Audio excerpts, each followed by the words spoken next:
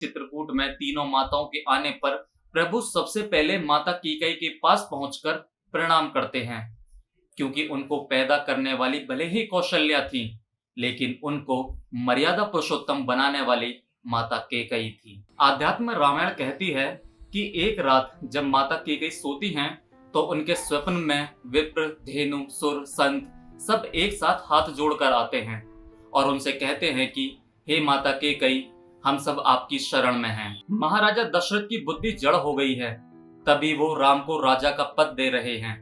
अगर प्रभु राजगद्दी पर बैठ गए तब उनके अवतार लेने का मूल कारण ही नष्ट हो जाएगा। माता, संपूर्ण पृथ्वी पर सिर्फ आप में ही ये साहस है कि आप राम से जुड़े अपयश का विष भी पी सकती हैं। कृपया प्रभु को जंगल भेज के सुलभ करिए। युगों युगों से कई लोग उद्धार होने की प्रतीक्षा में हैं। त्रिलोक स्वामी का उद्देश्य भूलोक का राजा बनना नहीं है।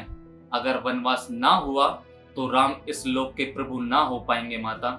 ये कहते कहते देवता घुटनों पर आ गए। माता कैकेयी की आंखों में आंसू बहने लगे। माता बोली, आने वाले युगों में लोग कहेंगे कि मैंने भरत के लिए राम को छोड़ दिया, लेकिन असल में मैं राम के लिए आज भरत का त्याग कर रही हूँ। मुझे मालूम है इस निर्णय के बाद भरत मुझे कभी स्वीकार नहीं करेगा। रामचरितमानस में भी कई जगहों पर इसके संकेत मिलते हैं। जब गुरु वशिष्ठ दुखी होकर भरत से कहते हैं, सुनहु भरत भावी प्रबल, बिलखी कहेउ मुनिनाथ, हानि लाभहु जीवनु, मरनु जनो अपयसु विदुहात।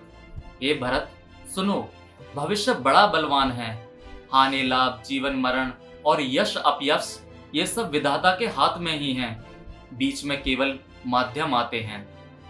प्रभु इस लीला को जानते थे, इसीलिए चित्रकूट में तीनों माताओं के आने पर प्रभु सबसे पहले माता कैकेयी के पास पहुंचकर प्रणाम करते हैं, क्योंकि उनको पैदा करने वाली भले ही कौशल्या थी, लेकिन उनको मर्यादा पुरुषोत्तम बनाने वाली माता कैकेयी थी।